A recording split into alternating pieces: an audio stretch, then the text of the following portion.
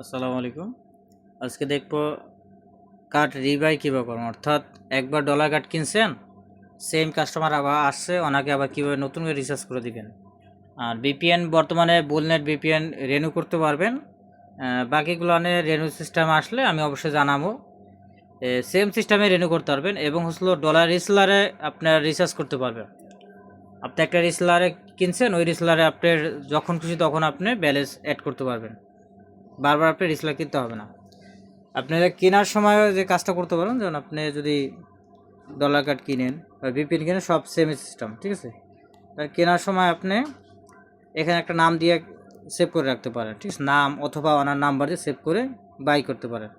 তাহলে কি হবে, যখন আপনি কার্ডের এখানে আসবেন হিস্ট্রিতে, মানে মাই কার্ডে আসবেন, মাই কার্ডে আসলে দেখবেন যে যেমন এখানে একটা কার্ড আমি নাম দেখেছি, দেখেন করিম লেখা, হ্যাঁ, যেমন ডলার কার্ড রিবাই সবগুলো সেম সিস্টেম।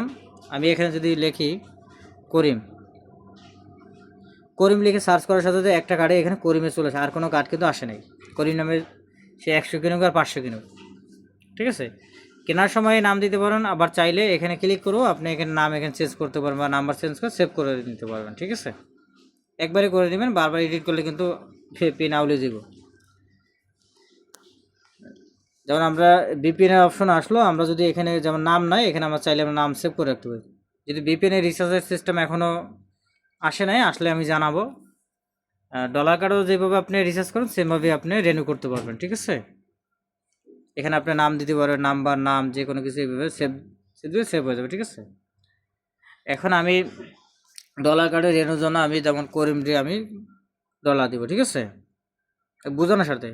এখানে কি করিমে ক্লিক করব, ক্লিক করার পর এই যে দেখেন রিবাই নাম অপশন আছে, ঠিক আছে, রিবাই, এখানে ক্লিক করব। ক্লিক করার পরে এই কার্ডটার প্রাইস আছে কত, 171 টাকা এখানে শো হচ্ছে, ঠিক আছে। তারপরে এখানে আপনার যে পিন, আপনি পিন দিয়ে ওকে দিবেন। ওকে দেওয়ার সর্বোচ্চ 5 মিনিটের মধ্যে করিমের যে ব্যালেন্স, এখানে যেই প্ল্যান ছিল ওই প্ল্যান অনুযায়ী ওনার ব্যালেন্স অ্যাড হয়ে যাবে, ঠিক আছে। এইভাবে হচ্ছিল আপনি রিবাই করতে, অর্থাৎ কাস্টমারের চাইলে নতুন করে আবার রিচার্জ করে দিতে পারবেন। বারবার আপনি কার্ড কিনে কাস্টমার দ্বারে যাইতে হবে না, বাস কাস্টমারের ইউজার পাঠিয়ে দিব, ইউজারদের সার্চ করবেন, অর্থাৎ আপনি যে নামে সেভ করবেন, এখানে নামে সেভ করতে পারেন বা নাম্বার সেভ করতে পারেন, যেভাবে সেভ করুন ওইভাবে কাস্টমারের এখানে এসে এখানে সার্চ করবেন। ভিপিএন হলে ভিপিএন, ভিপিএনের তো রিসেলারে যেহেতু আপনি রিচার্জ করতে পারতেছেন, আপনার বুলনেটে আপনার রেনিউ করতে পারছেন, এখানে সার্চ করুন যে নামে বা নাম্বার সেভ করলে। কলিং কার্ড যদি নাম্বারে বা নামে সেভ করেন, এখানে সার্চ করলে এইভাবে সার্চ করলে চলে আসবে, দেখছেন। যেমন এই যে করিম লেখে, করিম যেটা আছে করিমে চলে আসছে, ঠিক আছে। এবার এসে আপনি রিচার্জ করে দিতে পারবেন, তখন বারবার কাস্টমারের দ্বারে দৌড়ে যাইতে হবে না, বাস। এই ব্যবস্থা আপনি রিবাই করবেন। থ্যাংক ইউ, ভালো থাকেন।